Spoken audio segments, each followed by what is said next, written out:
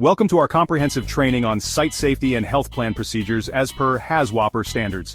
This training is designed to equip you with the essential knowledge and skills required to ensure your safety and the safety of your colleagues while working in environments that involve hazardous waste operations. The HAZWOPER standards are critical for maintaining a safe workplace, and understanding these procedures is vital for anyone involved in hazardous waste operations. These standards are not just guidelines but are mandatory practices that must be followed to prevent accidents and ensure a safe working environment. This plan ensures the safety of all workers dealing with hazardous waste operations. It includes detailed protocols and procedures that must be adhered to at all times. The goal is to minimize risks and protect everyone on site from potential hazards. Dealing with hazardous waste operations requires a thorough understanding of the risks involved and the measures that need to be taken to mitigate these risks.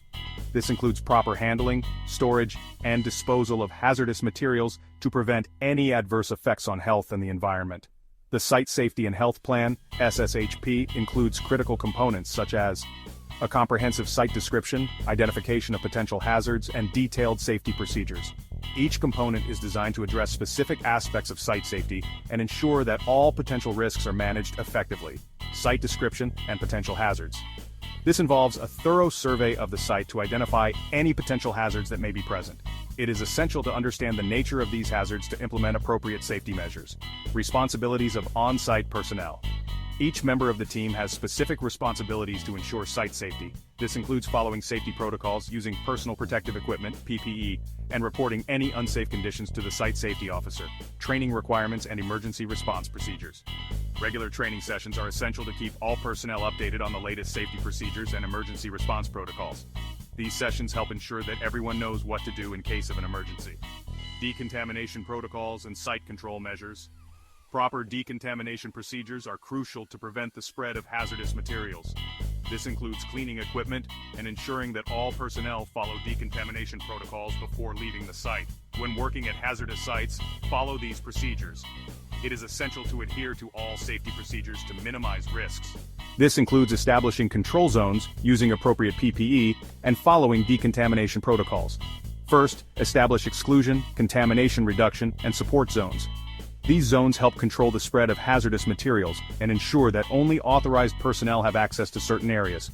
Always wear the required PPE and ensure it fits properly. Personal protective equipment is your first line of defense against hazardous materials. It is essential to wear the correct PPE and ensure that it fits properly to provide maximum protection. Perform regular monitoring for hazardous conditions. Regular monitoring helps identify any potential hazards and allows for timely intervention to prevent accidents. This includes using monitoring equipment to detect hazardous materials and conducting safety inspections. And remember, follow decontamination protocols before leaving the site. Proper decontamination is essential to prevent the spread of hazardous materials. This includes cleaning all equipment and ensuring that all personnel follow decontamination procedures. In case of an emergency, follow these steps. Emergencies can happen at any time, and it is essential to know what to do. This includes alerting others, activating the emergency response plan, and evacuating to a safe area. Alert others and activate the emergency response plan. The first step in any emergency is to alert others and activate the emergency response plan. This ensures that everyone is aware of the situation and can take appropriate action. Evacuate to the designated safe area. Once the emergency response plan is activated, evacuate to the designated safe area. This helps ensure that everyone is safe and accounted for. Report incidents to the site safety officer immediately. It is essential to report any incidents to the site safety officer immediately. This helps ensure that appropriate action is taken and that any potential hazards are addressed. By following these procedures, we can maintain a safe and compliant work environment. Adhering to safety procedures is essential for maintaining a safe and compliant work environment. This includes following all safety protocols, using appropriate PPE, and reporting any unsafe conditions. Thank you for your attention, and remember, safety first.